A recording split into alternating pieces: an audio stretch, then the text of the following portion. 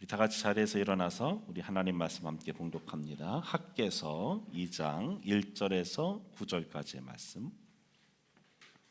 학개서 2장 1절에서 9절까지 제가 읽고 여러분이 읽고 우리 교독하도록 하겠습니다. 제가 먼저 읽습니다. 그의 일곱째 달 그 달 21일에 학개 예언자가 주님의 말씀을 받아서 전하였다.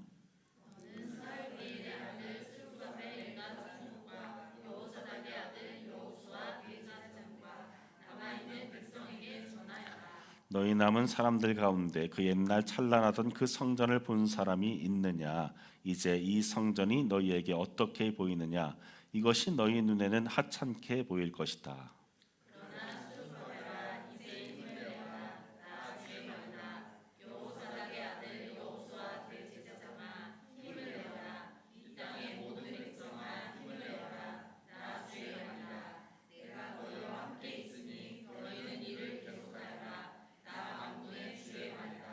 너희가 이집트에서 나올 때에 내가 너희와 맺은 바로 그 언약이 아직도 변함이 없고 나의 영이 너희 가운데 머물러 있으니 너희는 두려워하지 말아라.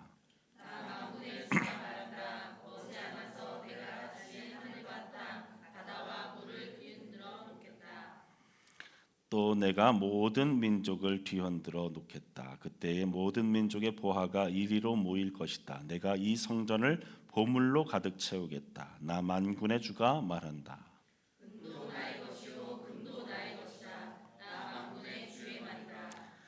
같이 있습니다. 그 옛날 찬란한 그 성전보다는 지금 짓는 이 성전이 더욱 찬란하게 될 것이다. 나 만군의 주가 말한다. 내가 바로 이곳에 평화가 깃들게 하겠다. 나 만군의 주의 말이다. 아멘. 자리 앉겠습니다. 네, 우리 서로 앞뒤좌우 인사할까요? 사랑합니다. 축복합니다.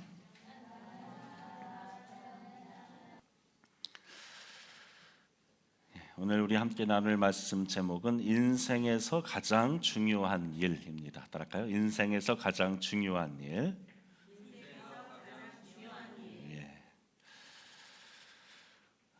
우리의 인생은 한 번 지나가면 다시는 돌아올 수 없는 매우 소중한 시기이기에 이를 어떻게 살아가느냐, 그것에 따라서 그 의미와 가치는 크게 달라집니다. 이러한 귀한 인생을 올바르게 살아가는 유일한 방법은 하나님께서 우리에게 주신 분명한 그 목적을 알고 그 목적을 향해서, 그 목표를 향해서 살아가는 것입니다. 성경에서 죄라는 단어가 몇 가지 있는데 그 가운데 가장 중요한 단어는 다름 아닌 히브리어로 하타트, 빗나가다 또는 목표에서 벗어나다, 이런 뜻이 있습니다. 헬라어에서도 같은 의미를 지니고 있는 단어가 있죠. 관역에서 벗어나다, 하마르티아라는 단어가 있어요. 즉 우리 인간이 이 땅에서 하나님 앞에 지을 수 있는 죄들이 많이 있겠지만 그 가운데 가장 심각한 죄, 가장 근본적인 죄는 무엇인가? 하나님이 계획하신 그 목표를 향해 달려가지 않고 그 관역을 벗어나는 것, 그것이 바로 우리가 하나님께 지을 수 있는 가장 큰 죄이며 불순종이라는 것이죠. 그럼 어떻게 하면 우리의 이 귀한 인생을 낭비하지 않고 하나님이 목표하신 그 관역을 향하여, 그 목표를 향하여 나아갈 수 있을까요? 하나님은 오늘 이 학개서를 통해서 우리에게 말씀해 주십니다. 소선지서는 12권으로 이루어져 있는데 우리가 이것을 잘 이해하려면 시대적으로 어떻게 나뉘는지를 알면 조금 더 이해하는 데 쉽습니다. 많은 분들이 이 소선지서가 어느 시대에 해당되어지는지에 대해서 혼동하는 경우가 있어요. 근데 사실 어렵지가 않습니다. 12권 중에 맨 끝에 있는 책들을 알면 돼요. 학개, 스가랴, 말라기, 이것은 포로기 이후의 책이에요.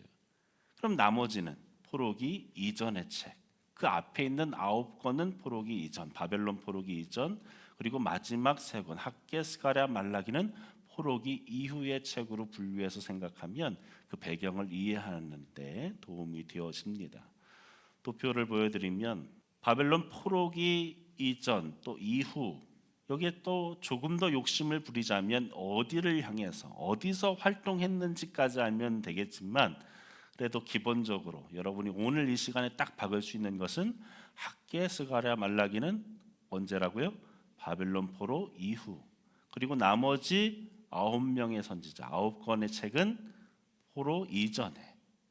대선지서도 쉽습니다. 대선지서는 이제 앞에 3권의 책 그리고 뒤에 2권의 책으로 분류할 수 있는데, 뒤에 2권이 바벨론 포로기, 다니엘, 에스겔서가 포로기에 쓰여진 책이고, 나머지 3권은 포로기 이전의 책이다.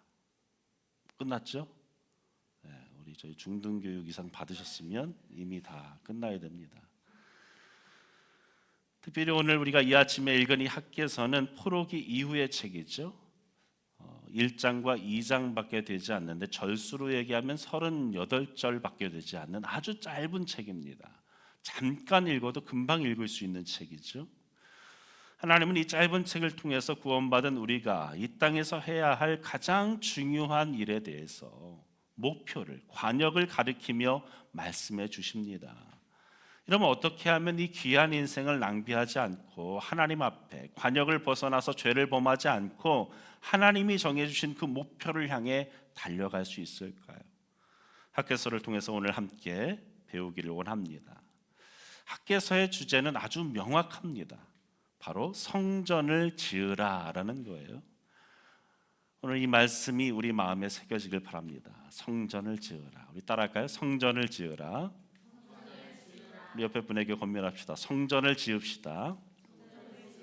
예. 이 얘기를 들으니까 예배당 건축을 해야겠구나. 성전을 지읍시다. 목사님 성전 건축을 발표하나 보다. 예. 많은 교회가 교회 건축할 때 이 말씀을 인용하지만 건물 짓는 것에만 적용한다면 적당하지 못한 적용입니다. 교회 건축하면서 우리 영성도 세우자. 오늘 말씀의 중심의 내용도 그 안에 담겨 있다면 의미가 되겠지만, 이 말씀 가지고 교회 건축해야 된다, 이 말씀 보다가 교회 건축이 생각났다고 하면 잘못된 겁니다. 한국 교회는 안타깝게도 교회 건물을 지금도 성전이라고 부르죠. 제가 계속해서 강조합니다. 여러분에게 수십 번도 더 강조했을 거예요. 우리가 아는 대로 성도들이 모여 있는 이곳, 예배드리는 이곳, 이 건물은 무엇입니까? 우리는 예배당, 채플이라고 칭해요. 구약에서의 성전은 오늘날 이 예배당이 아닙니다. 그리고 이 장소 자체는 이 구약에서의 그 성전의 기능을 하지도 않죠. 이곳에서 우리가 제물을 바치는 것도 아니잖아요. 그러면 신약에서의 성전은 무엇이냐? 바로 교회입니다. 그리고 교회는 제가 누누이 강조했듯이 건물이 아니라 바로 구원받은 성도와 그 성도들이 모인 공동체, 사람들이에요. 교회라고 하는 것은 이런 장소가 아니라 우리가 바로 교회입니다. 여러분 한 사람 한 사람이 교회예요. 그래서 우리가 이 건물을 벗어나서 이 사람 그대로 저 주차장에 가도 거기가 교회예요. 그 모임이 교회입니다. 고린도전서 6장 19절에 바울을 통해서 하나님 말씀하십니다. 너희 몸은 너희가 하나님께로부터 받은 바 너희 가운데 계신 무엇이라고요?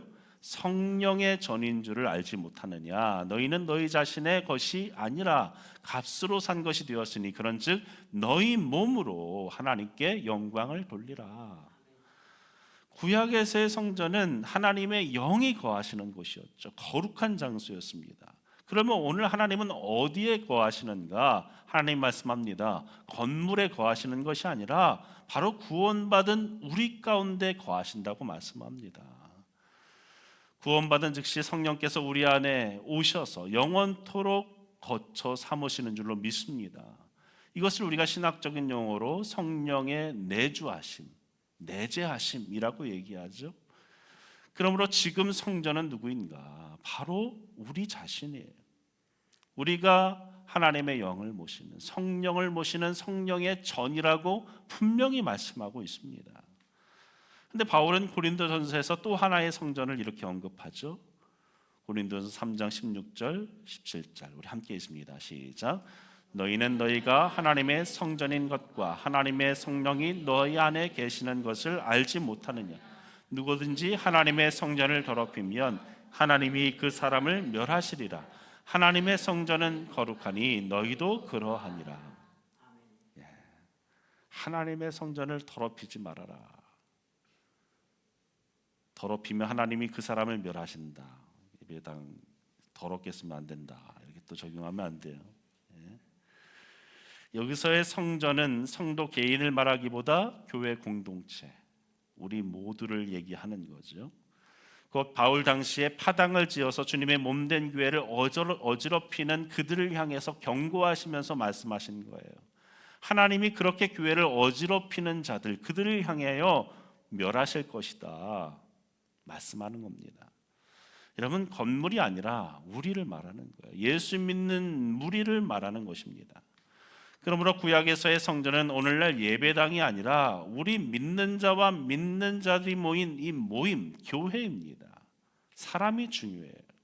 내가, 옆에 있는 이 지체가, 우리 모두가 주의 성전입니다. 그럼 여러분, 학개서를 통해서 주시는 지금 하나님이 우리의 인생에서 가장 해야 할 가장 중요한 명령, 너무 간단하죠. 성전을 지으라. 이 말씀은 과연 어떻게 적용할 수 있겠는가? 두 가지로 이 말씀을 적용할 수 있는데, 첫째로 속사람을 지어가라. 이것으로 우리가 이해할 수 있습니다. 다 같이 따라할까요? 속사람을 지어가라. 곧 하나님이 거하시는 우리의 내면 세계, 속사람을 지어가라 라는 말씀이에요. 성전을 지어가라, 이 말씀은 우리 안에 내주하시는 그 성령과 함께 우리의 속사람을 날마다 새롭게 지어가라는 것이죠. 우리가 성전이니까 하나님이 거하실 거룩한 처소로서 매일매일 이루어 가라는 거예요.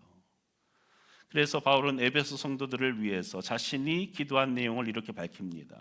에베소서 3장 14절에 이러므로 내가 하늘과 땅에 있는 각 족속에게 이름을 주신 아버지 앞에 무릎을 꿇고 비노니, 16절 함께 했습니다. 그의 영광의 풍성함을 따라 그의 성령으로 말미암아 너희 속사람을 능력으로 강건하게 하시오며. 여러분, 그렇습니다. 우리의 속사람을 강건하게 하는 것, 속사람을 지어가는 것, 그것이 바로 이 땅에서 우리가 해야 할 가장 중요한 일이에요. 또 하나, 둘째로 이 땅에서 해야 할 중요한 일, 성전을 짓는다, 성전을 지으라 라는 말씀은 교회를 지어가라 라는 말입니다. 교회를 지어가라. 주님의 몸된 교회, 그리스도의 몸된 이 교회를 지어가라. 너희가 지어가라. 이것이 바로 학개서를 통해서 하나님이 우리에게 주신 명령이에요. 하나님은 속사람과 교회를 지어가라, 성전을 지으라 라고 우리에게 명령하십니다. 그리고 이 명령을 주시면서 우리에게 이렇게 도전하시죠. 학개서 1장 4절 함께 있습니다. 이 성전이 황폐하였거늘 너희가 이때에 판벽한 집에 거주하는 것이 옳으냐. 여기서 판벽한 집이라는 것은 잘 꾸며진 집을 말하는 거예요. 지금 말로 얘기하면 인테리어가 아주 잘 된 집을 말하는 거죠. 화려한 집을 말하는 겁니다.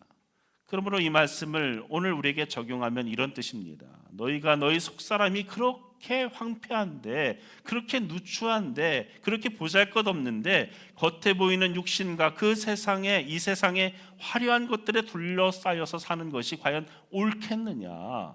너희가 어찌 세상 사람들과 같이 속사람은 그렇게 황폐하게 버려둔 채 그저 세상의 것에만 취해서 살고 있느냐, 세상의 것으로만 꾸미기에 급급하고 있느냐라고 말씀하는 것이죠.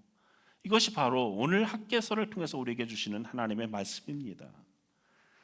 여러분, 사실 이것이 오늘날의 교회의 가장 큰 문제 아닙니까?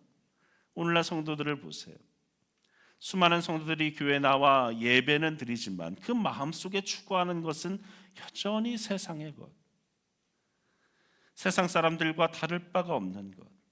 그들이 원하는 것이 속사람이 아니라, 내면 세계가 아니라 그저 육신적인 것을 원하는 이들이 교회 안에 얼마나 많습니까?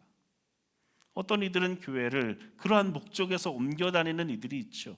비즈니스를 위해서. 이곳에서 영업이 잘 되어지고 이제 더 이상 할 게 없으면 다른 곳으로 가는 거예요. 그들이 원하는 것은 육신이요 이 세상의 소유입니다. 그래서 구원 받았으면서도 여전히 세상의 것에 심취해 있는 것이지요. 어떻게 하면 내 속사람을 강건하게 만들 수 있을까? 그것을 고민하고 날마다 애쓰고 기도해야 되는데 어떻게 하면 내 집을 더 넓혀갈까? 어떻게 하면 세상에서만 더 성공할 수 있을까? 어떻게 하면 내 자녀를 더 높은 지위에 끌어올릴 수 있을까? 그것을 위해서만 날마다 고민합니다. 예배당에 나오지만 마음으로 원하는 것은 세상 사람들과 전혀 다르지 않은 인생, 그러한 자들을 향해서 오늘 경고하시고 계신 거예요. 너희 속사람이 그렇게 황폐하였거늘 너희가 지금 어찌 판벽한 집에 거하고 있단 말이냐. 그리고 하나님은 계속해서 이렇게 경고하십니다. 학개서 1장 5절, 그러므로 이제 만군의 여호와가 이같이 말하노니 너희는 너희 행위를 살필지니라. 너희가 많이 뿌릴지라도 수확이 적으며 먹을지라도 배부르지 못하며 마실지라도 흡족하지 못하며 입어도 따뜻하지 못하며 일꾼이 삭슬 받아도 그것을 구멍 뚫어진 전대에 넣음이 되느니라. 9절 함께 있습니다. 너희가 많은 것을 바랐으나 도리어 적었고 너희가 그것을 집으로 가져갔으나 내가 불어버렸느니라. 나 방군의 여호가 말하는 이것이 무슨 까닭이냐. 내 집은 황폐하였으되 너희는 각각 자기 집을 짓기 위하여 빨랐음이니라. 인생의 목표가 뭔지도 모르고 관역을 빗나간 삶을 살아갔다는 것이죠.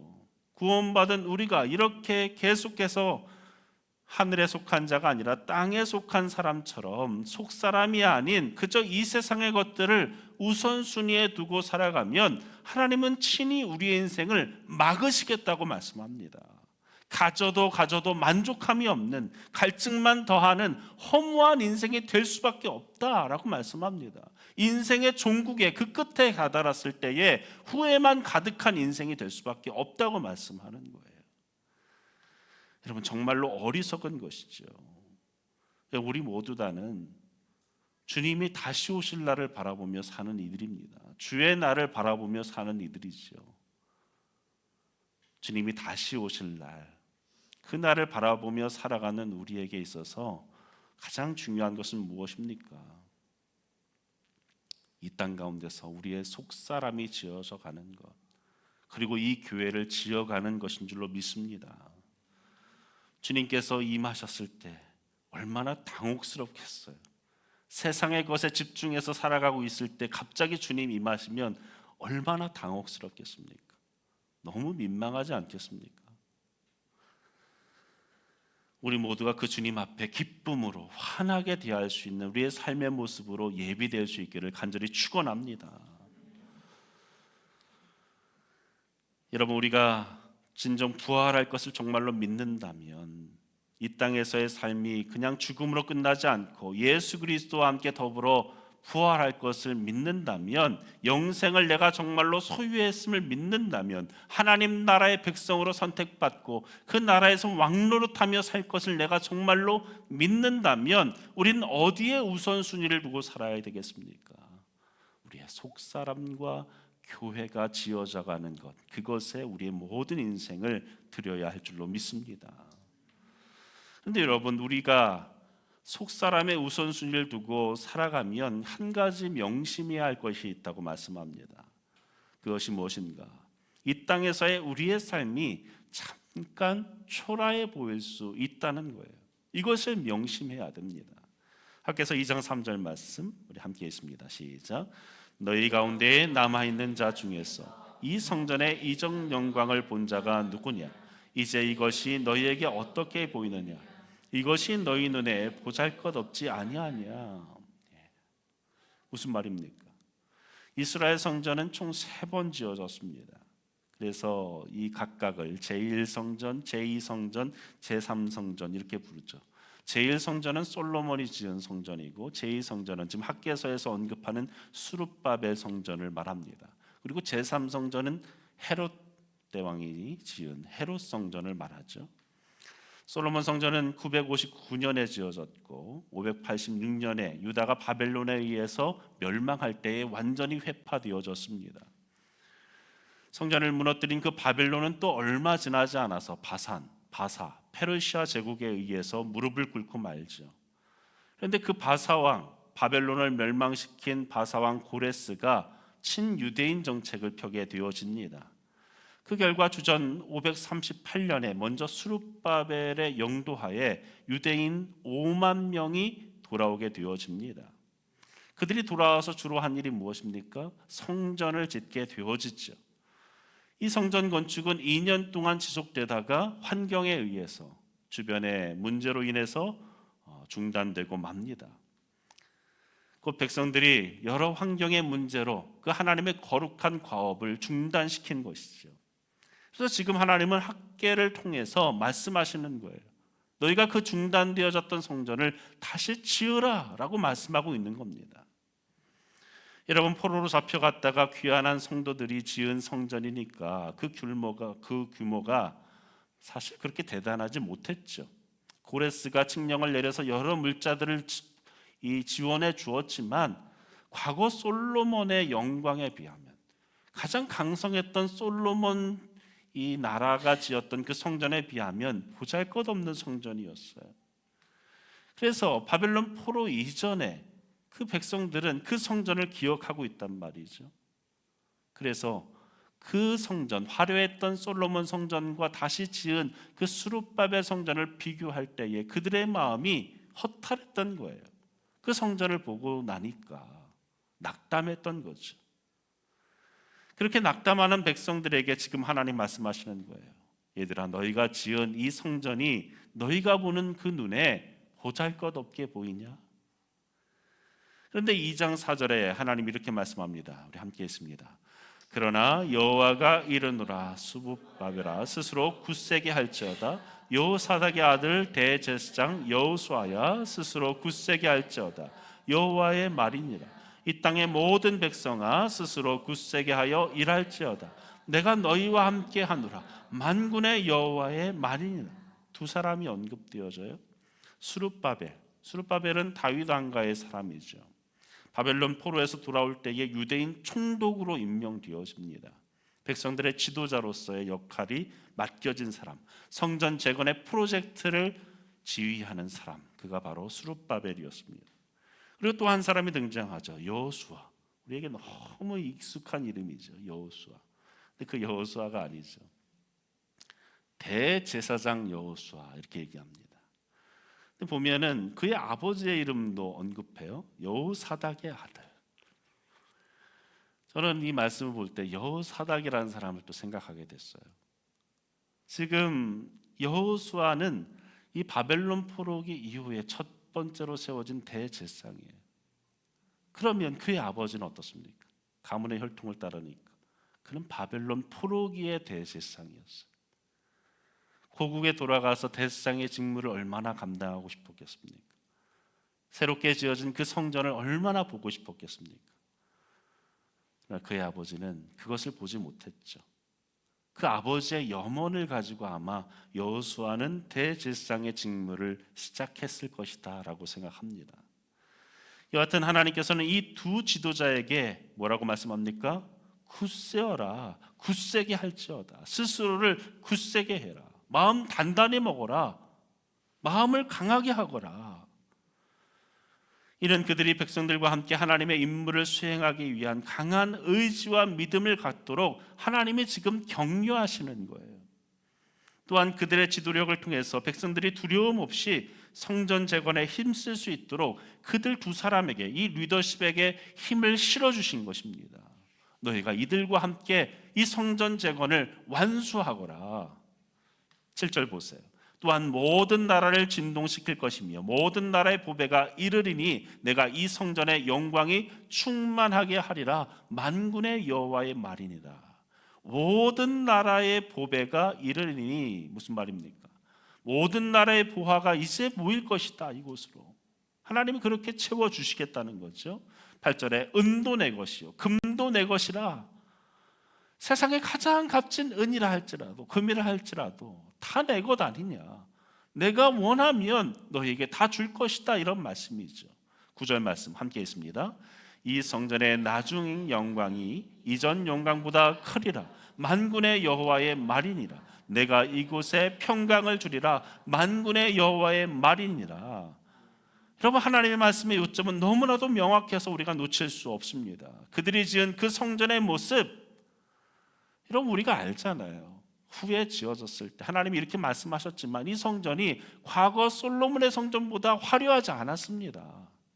하나님이 이 말씀을 주신 이 말씀의 핵심은 뭡니까?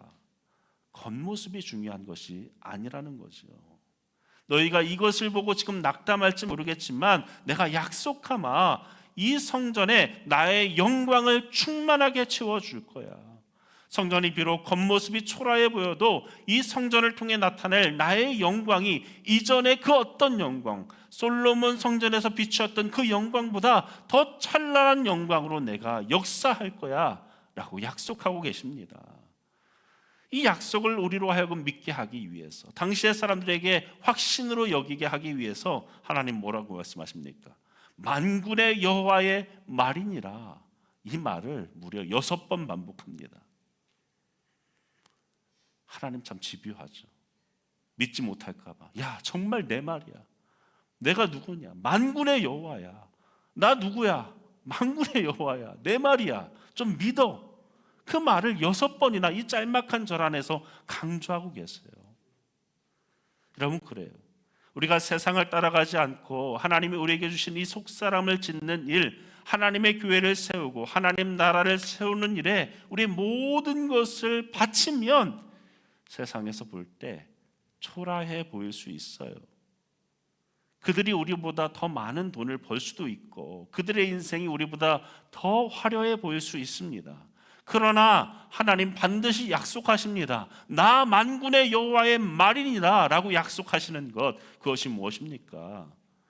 너희가 속사람을 짓고 우선순위를 올바로 정립하고 하나님의 일에 최우선순위를 두면 내가 너와 함께 할 것이다.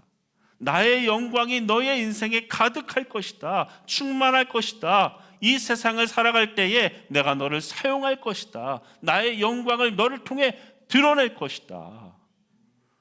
여러분, 이 말씀을 우리에게 주시며 반복하며 지금도 말씀하십니다. 여러분, 이 약속을 믿으시는 저와 여러분 되시기를 간절히 바랍니다. 우리가 하나님이 주신 이 목표를 위해서 살아가면 우리의 속사람이 강건해질 뿐만 아니라 이 땅 가운데서도 우리는 참 만족을 누리며 살게 되어집니다. 풍성한 삶을 누리며 살게 되어질 거예요. 허탈하고 허망하고 갈증나는 인생이 아니라 참 만족이 있는 삶을 살게 될 줄로 믿습니다. 그래서 하나님 말씀합니다. 은도 내 것이요 금도 내 것이요. 정말로 하나님의 뜻 안에서 살아간다면, 그 목표를 향해서 나아간다면 성전을 지어가는, 속사람을 지어가는, 교회를 세워가는 그러한 모습으로 살아간다면 하나님 너에게 필요한 것을 채워주겠다. 은도 금도 세상의 그 무엇도 다 내 것이지 않느냐. 네가 그 길로 가기만 하면 채워주겠다라고 약속하십니다. 주님은 산상수훈에서 우리에게 이렇게 또한 말씀하시죠. 마태복음 6장 33절 함께 있습니다. 시작. 그런즉 너희는 먼저 그의 나라와 그의 의를 구하라. 그리하면 이 모든 것을 너희에게 더하시리라. 아멘. 하나님이 우리에게 모든 것을 다 더해 주시겠대. 필요한 모든 것을 다 주시겠대. 그런데 조건이 있어요. 너희는 먼저 그의 나라와 그의 의를 구하면. 그러면 우리가 속사람과 하나님 나라의 우선순위를 둘 때 우리의 삶에 과연 어떠한 특징이 나타나는가? 내가 과연 정말로 하나님 나라를 위해 속사람을 지어가는 삶을 살아가고 있는가를 알려면 어떻게 되는가? 우리 가운데 거룩함과 정결함의 특징이 나타나야 한다고 말씀합니다. 하나님은 그 사실을 오늘 이 질문을 통해서 이렇게 가르쳐 주십니다. 11절 말씀 보시면 만군의 여호와가 말하노니 너는 제사장에게 율법에 대하여 물어 이르기를 사람이 옷자락에 거룩한 고기를 쌓는데 그 옷자락이 만일 떡이나 국에나 포도주에나 기름에나 다른 음식물에 닿았으면 그것이 성물이 되겠느냐 하라. 학개가 물음에 제사장들이 대답하여 이르되 아니니라 하는지라. 학개가 이르되 시체를 만져서 부정하여진 자가 만일 그것들 가운데 하나를 만지면 그것이 부정하겠느냐 하니 제사장들이 대답하여 이르되 부정하리라 하더라. 이에 학개가 대답하여 이르되 여호와의 말씀에 내 앞에서 이 백성이 그러하고 이 나라가 그러하고 그들의 손의 모든 일도 그러하고 그들이 거기에서 드리는 것도 부정하니라. 무슨 말입니까? 굉장히 어려워 보이잖아요. 심플한 겁니다. 학개가 제사장들에게 두 가지 질문을 하는데, 첫 번째 질문은 거룩한 고기를 옷에 쌓아서, 이 옷 천에다가 쌓아서 그것이 이 옷자락이 다른 음식물에 닿았을 때 이것은 거룩한 음식이잖아요. 다른 음식물에 닿으면 그 음식도 거룩해질 수 있느냐 물어봤더니 제사장들이 아니다. 그렇게 옷자락이 닿는다고 거룩함이 전염되는 것은 아니다라고 말했어요. 그리고 두 번째 질문은 뭡니까? 시체를 만져서 부정하게 된 사람이 다른 음식물에 닿았을 때 그 음식이 부정해지느냐 물어봤더니 제사장들이 그러면 부정해진다 얘기하는 거예요. 즉 부정함은 어떻다는 것입니까? 쉽게 전염된다는 거예요. 여러분 이것이 우리에게 아주 큰 교훈이 될 수 있어야 됩니다. 제사장들이 답한 것이 어리석은 것이 아니라 우리에게 하나의 원리를 얘기하고 있는 거예요. 여러분 거룩함이라는 것은 그냥 옮겨지는 게 아닙니다. 옆에 사람 거룩하다고 나도 거룩해지는 거 아니에요. 내 아버지 거룩하다고 나도 거룩해지는 거 아니에요. 같이 밥상 먹는다고 나도 거룩해지는 거 아니라는 겁니다. 내 자식의 신앙 내가 보증할 수 없는 겁니다. 하지만 부정함은 어떻습니까? 쉽게 전염된다는 거예요. 내가 부정하게 살아가면 내 자식도 부정하게 살아갑니다. 당시 이스라엘 백성들이 하나님을 섬기고 성전을 지키기 위해 노력하지만 그들의 마음과 삶이 부정한 상태에 있다면 그들이 하는 모든 일들이 부정해질 수 있다라고 말씀하는 거예요. 너희의 삶이 그렇게 부정한데 아무리 하나님의 일을 한다, 내가 주를 위해 쓰임받는다라고 주장해도 그것은 거룩한 일이 될 수 없다는 거예요. 전염된다는 거죠. 세상에서 부정하게 살아간 삶이 이 교회 안에서 봉사와 헌신하면 그 일도 부정해진다라는 거예요. 저는 그런 이들을 봅니다. 세상에서는 온갖 다른 방법들을 수단과 방법을 동원해서라도 돈을 끌어모아서 그것을 하나님 앞에 드리고 그것으로 칭찬받기 원하는 이들이 있어요. 하나님 안 받으십니다. 그런 돈 필요 없습니다. 하나님이 받으시는 것은 단돈 100원이라도 단돈 1000원이라도 하나님 앞에 거룩한 삶으로서 드려지는 그 예물을 받으시지, 부정한 모습으로 살다가 그것으로 모아진 그 돈을 하나님이 어찌 사용하시겠습니까? 여러분 내가 정말로 성전을 짓고 있는가 아닌가를 알기 원합니까? 그렇다면 한 가지만 보면 돼요. 내가 정말로 지금 거룩함을 추구하고 있는가? 삶 속에서 나는 그 주님의 거룩함을 이루며 살고 있는가? 그것을 보면 알 수가 있습니다. 거룩함의 추구, 이 추구함이 없다면, 삶 속에 부정함이 반대로 있다면 아무리 내가 교회에 나와 있어도, 교회에서 봉사를 많이 하고 그 어떤 헌신을 한다 해도 지금 하나님이 성전을 지으라는 그 하나님의 말씀을 순종하지 않는 거예요. 여러분 학개를 통해서 우리에게 주시는 하나님의 명령은 너무나도 간단합니다. 성전을 지으라. 그것이 구원받은 네가 이 땅에서 해야 할 가장 중요한 일이야. 성전을 짓거라. 속사람을 강건하게 하고 하나님 나라와 하나님 나라의 사역을 최우선순위에 두거라. 세상 속에서도 거룩함을 지키며 살아가거라. 그것을 추구하거라. 여러분 이 말씀을 진정 순종하며 살아가는 저와 여러분 되기를 간절히 부탁드립니다. 우리가 하나님의 명령을 따라서 이렇게 성전을 짓는 일에 최우선순위를 두고 살아가면 하나님은 우리에게 한 가지 약속을 주십니다. 23절 함께 했습니다. 시작. 만군의 여호와가 말하노라. 스알디엘의 아들 내 종 수르바벨아, 여호와가 말하노라. 그날에 내가 너를 세우고 너를 인장으로 삼으리니 이는 내가 너를 택하였음이니라. 만군의 여호와의 말이니라. 하나님 약속을 주십니다. 스룹바벨에게 주신 약속이지만 오늘 우리에게 주시는 약속이에요. 무엇입니까? 내가 너를 인장으로 삼으리라. 인장이 무엇입니까? 도장이죠. 반지로 끼고 다니는 도장이었어요. 인장. 권력과 권위를 상징합니다. 고대의 중요한 문서에 왕의 인장을 찍어서 그 문서가 확실하다라는 것을 보장했고, 인장을 가진 사람은 왕의 권위를 대행할 수가 있었습니다. 그러니 얼마나 귀한 겁니까? 그냥 인장 찍어서 종이 주겠다는 게 아니에요. 내가 너희를 무엇으로? 인장으로 삼아 주겠다는 거예요. 즉 하나님이 가장 아끼는 소중한 존재, 왕이신 그 하나님께서 가장 귀하게 여기는 존재, 하나님을 대신하는 존재로서 우리를 삼아 주시겠다라고 말씀합니다.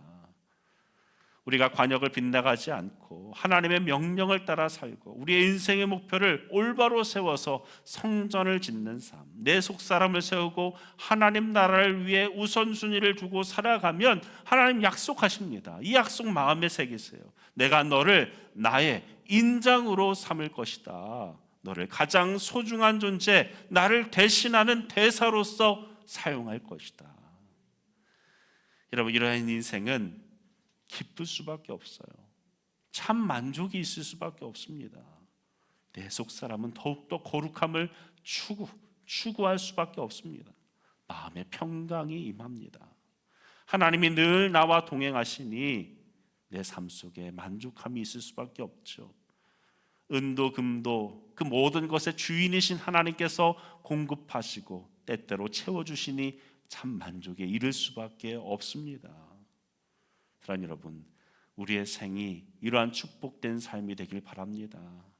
우리 모두 이 학개서의 말씀을 받아서 여러분 집에 돌아가서 이 학개서를 한번 읽어보셨으면 좋겠어요. 짧으니까 읽으시면서 이것이 나를 향한 약속의 말씀, 성전을 지어가라는 나를 위한 사명의 말씀을 받으시고, 진정 주님, 내가 이 땅 가운데서 주님이 나에게 목표하신 그 목표, 성전을 지어가는 것, 나의 속사람과 이 교회를 지어가는 일에 나의 평생을 헌신하겠습니다.